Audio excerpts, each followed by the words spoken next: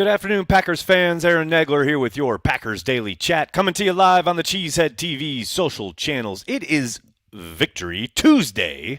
Packers have the day off, at least the players do. The coaches deep in that building, drawing up plans, schemes, what have you. And the personnel group busy this afternoon signing running back Kenyon Drake.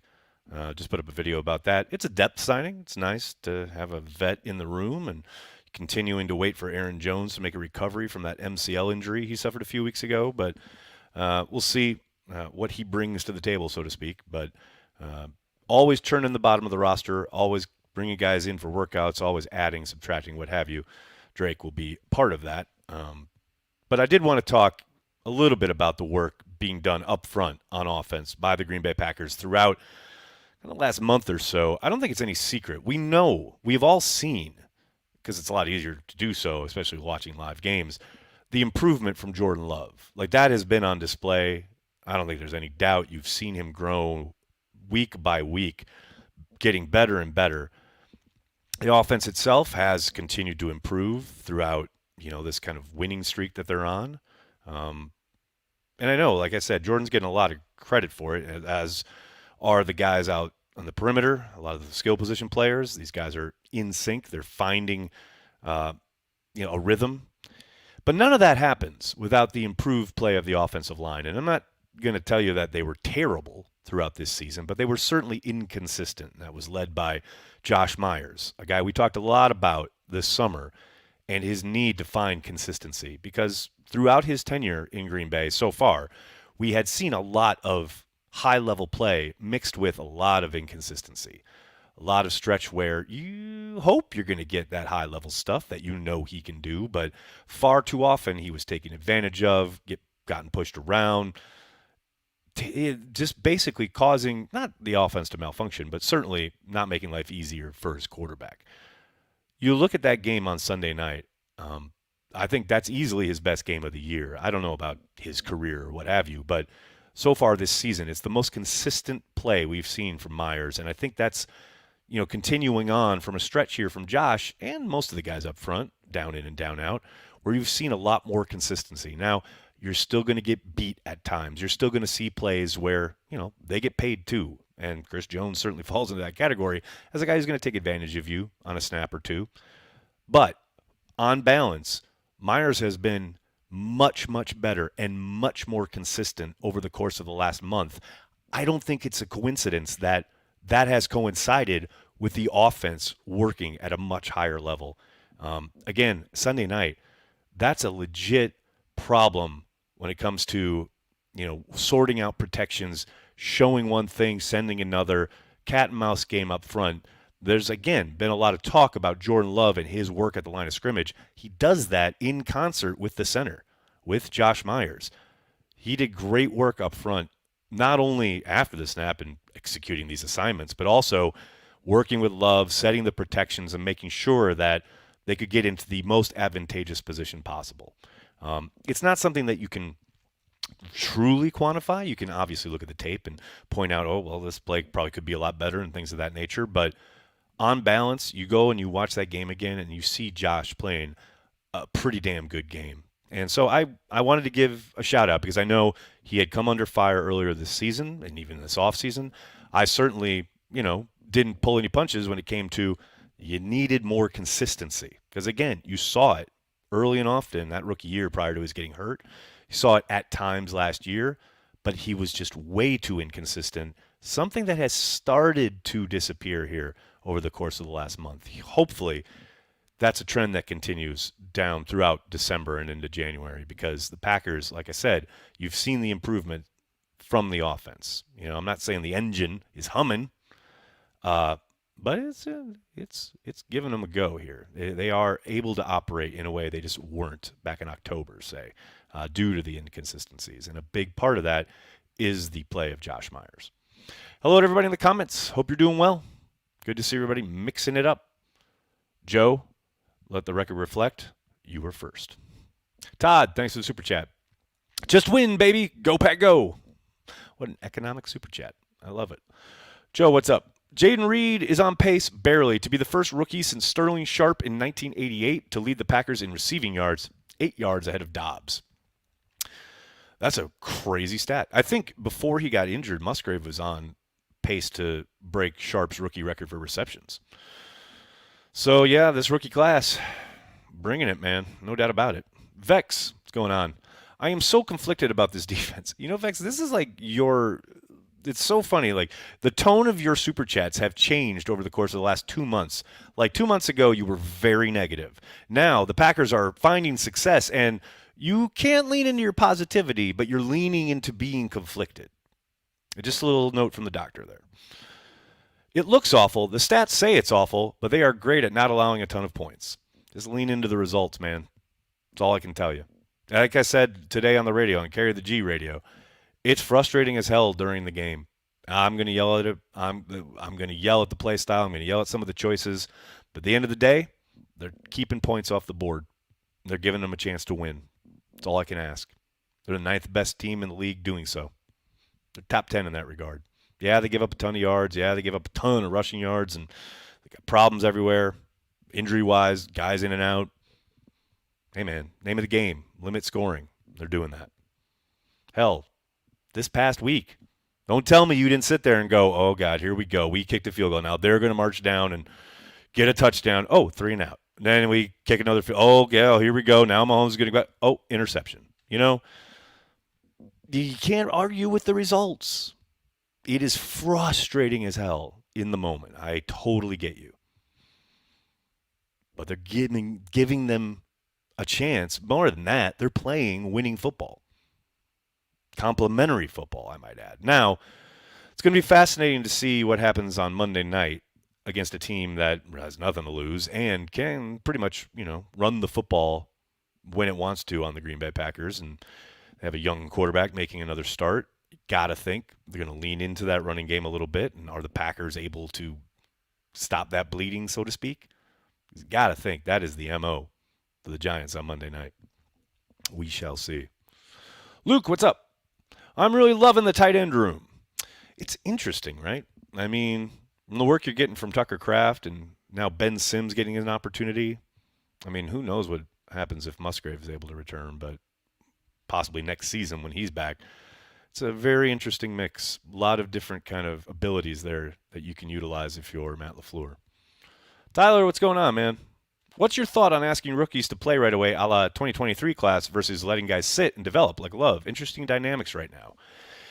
It's a good question, man. I think it's, I don't want to say obviously, but I think it's very much a case-by-case basis as far as what you need and where you are with your program. Like the Packers, when Aaron Rodgers was in town and they were gunning for a Super Bowl each and every year, trying to be contenders, I think I understand not wanting these guys to play right away and bringing them along kind of intermittently, right? But where the Packers are after last season, trading Aaron Rodgers, complete reset of their roster, especially on offense, man, I get it. Throw them out there. Let them take their lumps, so to speak. And look, they certainly did, right? Throughout October especially and into November. But that seems to be paying off now. And who knows? Maybe that does somewhat change their MO going forward, right? Because traditionally, it's just not how they've operated. It's been much more like how they've utilized Lucas Van Ness this season. He's kind of coming along the classic Packer way, right? Like they haven't used him a ton, although you did see him in the mix much more on Sunday night. Got another sack. But still, he's running behind 2 vets, as he should be, right? Even though he's a first-round pick, he's going to have his opportunities, but they're not going to be plentiful. But then you look at a guy like Carrington Valentine, a 7th-round pick, who now is getting a ton of work, especially after the trade of Rasul Douglas, and he's answering the bell for the most part and getting better and getting that experience. Like I said, maybe that changes their approach a little bit, especially considering how productive this class has been. I mean, up and down. I mean, outside of Sean Clifford, I think every dude has contributed at some point in a significant way. Hell, even their undrafted dudes like Malik Heath has stepped up and contributed. So youth is definitely being served. I don't know what that portends long term, but it also helps if you hit on the picks, which Brian seemingly has this season especially. King Favre, what's up, man? May have already been said, but Lambeau seemed popping on Monday night. Felt like a playoff game on TV. Shout out to the crowd. I think you mean Sunday night? And yes, it most certainly did. Actually, we talked about that on Carry the G Radio Wayne Larrivee brought it up, the voice of the Green Bay Packers himself, saying definitely had a playoff-like atmosphere. I think the crowd was electric, and it was awesome to see. You love that vibe at Lambeau, especially the weather turns cold. You got some, December in the air. Playoffs are on the lips of all the fans, and this game means something. I mean, hell, you're sitting there in October, early November. There was every possibility this game was going to either could maybe even mean very little, and or could have even been flexed out if the Packers hadn't started winning. But to have meaningful football played in Lambeau in prime time in December, let's go. Love it. Nady D, what's up, man? You think 12 deserves credit for Love's development? That's a very open-ended question. I think 12 deserves credit for being a good mentor. I don't think there's any doubt about that. And I do not doubt for a moment that Jordan learned while watching Aaron and has taken stuff, piecemeal, things here and there that have helped him and improved his game. But, the number one person who gets the most credit for Jordan's development is Jordan Love and the work he has put in. Then it's probably, Tom Clements and Matt LaFleur. I don't doubt for a moment that, Aaron was available to him, any questions he had, but Aaron was busy doing his job. But, everything we've heard from Aaron and from Jordan is that the two have talked often, throughout their time together in Green Bay, and Jordan was very open to whatever advice Aaron had for him. But, Jordan's the one who did the work. He's the one who deserves the credit, uppermost credit, when it comes to how he's playing on the field right now. Now, again, Clements, LaFleur, all those people should get some of the credit. But number one should be Jordan Love. Jim, what's up, man? Thanks to the entire Cheesehead community, you made this one of my best weekends in recent memory. Oh, Jim, it was great to see you, brother. Thanks for coming to the meetup. Dude, the community at Cheesehead TV just continues to grow, which is insane to me. And, yeah, the vibes at the meetup and really throughout the whole weekend, I mean, I have seen so many people and gotten messages from people who have really kind of confirmed, the whole reason we do this is that idea of togetherness around the Packers, the way we connect to the team as fans. Yeah, it's pretty damn special, man. And I get we're not for everyone. We try to be as open and welcoming as we can possibly be. But yeah, I really love the feedback we've gotten throughout this weekend. And I'm really glad you were there and you had a great time, Jim. Quinn, what's up, man? The state of sports analyst is in complete shambles after Sunday night and the Mahomes loss. It's been pretty great to watch it unfold.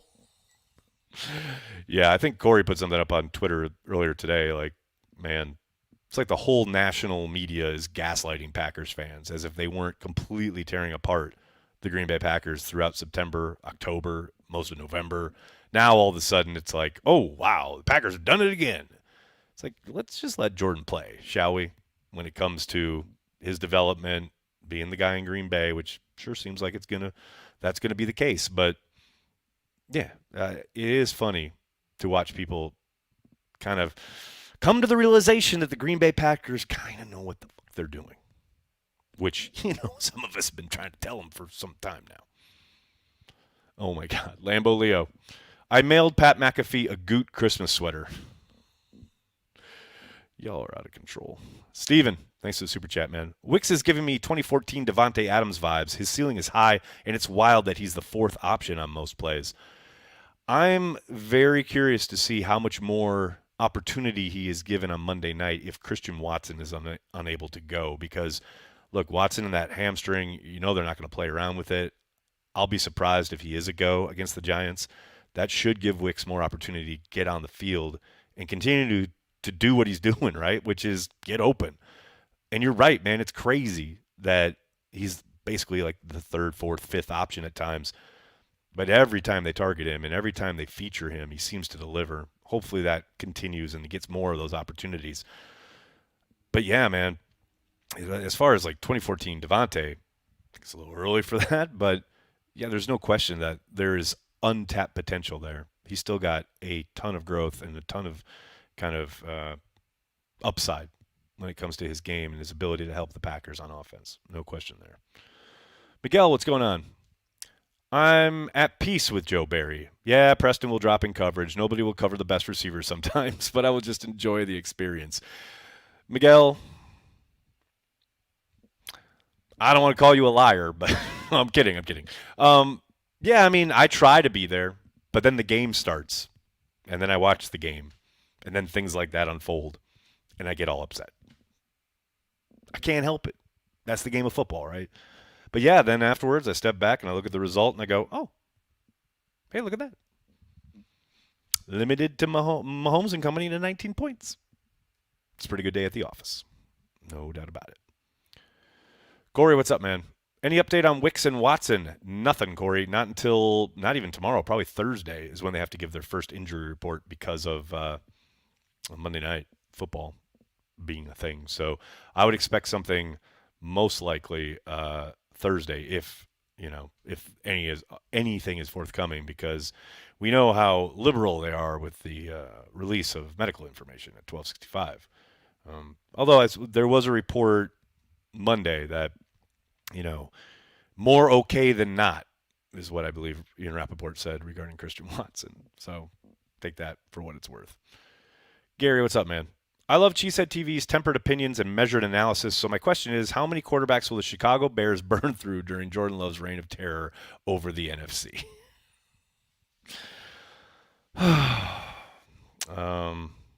Double digits at least, right? I mean, you got to think Love will be here probably for the next 10, 12, 15 years. That's a good, 12, 13 quarterbacks in Chicago, I would suspect. That's how they roll, man. Mike, what's up? I nominate Florio for blogosphere on calling out national media for dismissing any potential for Love and now backtracking. He even said, go pack, go. Oh, yeah.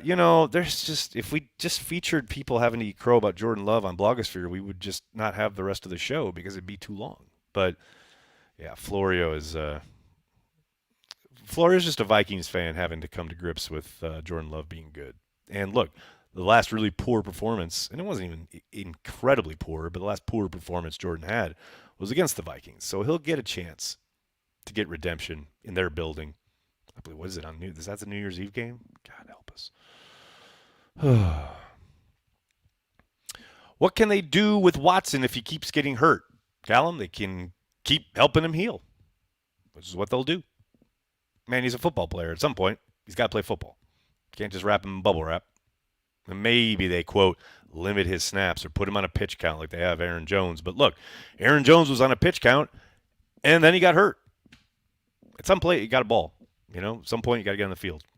So they can do everything they can to help him, rest and recovery, limiting his work in practice, etc. But eventually, he has to step on a football field and play the game. And that's where injuries occur. Not much else to be done, man.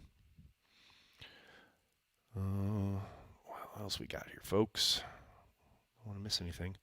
Going 3-2 down the stretch this year seems like the floor. Crazy how this season has changed expectations.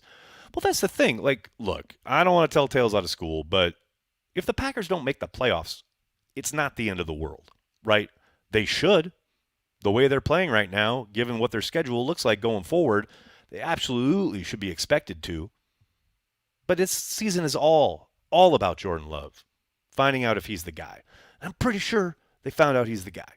Now, again, I'm not saying he's arrived. Like, he's got a lot to learn, a lot of growth to do, a lot of development left, but that's what this season is all about, to make that determination, and then probably this offseason, finding some kind of agreement with his reps on a contract extension. Okay, that box is about to be checked. I mean, after that, making the playoffs would be great. But long term, getting to a Super Bowl, winning championships, plural, hopefully, that's the goal. And the biggest bedrock piece of that is Jordan Love, what the season's all about. What else we got, folks? What else we got? The best ability is availability. And what's that other? Was it Monty Python? And other cliches. Very good. Is this a trap game after coming off the Chiefs game? Joshua, we'll find out. Now, I know Aaron Rodgers kept harping on the fact that there are no such things as trap games back in the day. But man, it's a different mindset when you go against teams like the Lions, who are first in your division, have only lost 2 games, and you go into their house and beat them up when no one expects you to, especially coming off a short week and you're all banged up, and you use that as kind of motivation, what have you. And then you turn around and beat the Super Bowl champs on prime time. No one expects you to win that game. NBC crew all sitting there with their pick of the Chiefs, every single one of them, right? And the Packers go and win that game. Nobody expected us. Okay, now the focus shifts. Now everybody expects you to win. Packers going into Monday night 6.5-point favorites. They've been dogs forever now, and now all of a sudden they're favorites. And the Giants got nothing to lose. Now the Giants are the ones no one expects to win. How do you handle that? How do you handle expectation? You know, it's hard to quantify trap game, but man, we've seen teams play down to their competition. Hell, we've seen this Packers team play down to their competition. They've played well against the good teams, and they've played piss poor against some bad teams. Now, that was earlier this season, but they've been building and building and building. They played some really good teams, and now they're back to playing a crap team. They have got to keep that standard that they have set, especially over the course of the last 8 quarters of football. Can they do that? Will they do that? I'm fascinated to find out. But it's not a given. That's why I keep saying, like, people are like, oh, they're going to run the table or they're going to make the playoffs. And I'm like, I have no idea. It's a very young team. How they respond to these last 2 weeks is paramount when it comes to their playoff hopes. We'll find out. We will find out. Higher Coop says, pass rush is looking so much better. It really is. And the thing I was really impressed with, this is something we talked about on Carry the G radio this afternoon, is their discipline up front against a quarterback who kills people out of the pocket. Now, he's still got his, he's still going to make plays. He's Patrick Mahomes. But their discipline in not allowing him, for the most part, to get outside, to kill them with his legs, to make plays outside the pocket, they hemmed him in really well. I would say like 85, 90% of the time. And that was a big key. There are more things to pass rushing than just getting the quarterback on the ground. Now, you'd love to do that, obviously, but being disciplined, creating havoc, not allowing him to step up in the pocket, that was the other component that I think really hasn't been talked about a lot. But, how many times have we seen defensive ends or outside backers fly up and past the quarterback, allowing him to escape outside, or defensive ends staying disciplined, but then someone getting pushed around up front, allowing the quarterback a space to step up in the pocket? Well, those opportunities were few and far between for Mahomes on Sunday night. That was excellent work from the guys up front. Mimsy, what's up, man? The Dobbs catch over the middle was driver-esque. Yes, especially with the hellacious hit he took. Very much agreed. I mean, you need guys like that on your team, going to do the dirty work. I think Dobbs is one of them. I think Heath is another. Like, sometimes you got to work that middle, and you're going to take a shot. And that's something the Packers, pretty much not totally got away from while Aaron was on the end of his tenure in Green Bay, but it's something they certainly didn't do a whole lot of. And I think you've seen a resurgence of, attacking the middle of the field and utilizing those kind of shorter intermediate routes over the middle where there's probably a safety waiting for you. You're going to get lit up, but you're going to catch it and you're going to get that first down. I mean, it's part of the gig. Thomas, what's up, man? Campbell was taken out of the sub packages. Does that mean he was on a snap count, or is Walker taking over that middle linebacker 1 role? Great meeting you on Saturday. Thanks, Thomas. I suspect more latter than the former. I would suspect, Walker is probably your guy. Now, who knows? Maybe it is because Campbell's coming back from injury and they're trying to ease him into it. But I think it makes all the sense in the world to have Walker as the guy who never leaves the field. His speed, his side-to-sideline ability, his ability to get his hand on the football, on a lot of these passing concepts, I think that just makes more sense than anything else. All right, everybody, I got to get going. I can't thank you enough for hanging out, talking Packers each and every day, Monday through Friday, right here on the Cheesehead TV social channels. Please do me a monster favor. Hit like on the video and subscribe to the channel.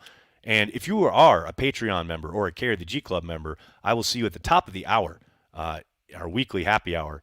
Can't wait to chop it up with everybody who is at the meetup, people who are joining us from across the country and indeed the world. It's always a lot of fun each and every week. The rest of you, please hit like, hit subscribe, tell your friends, tell your family. Cheesehead TV, We are devoted to Green Bay Packers fans worldwide. Thanks a lot, everybody. Have a great night. Go Pack Go.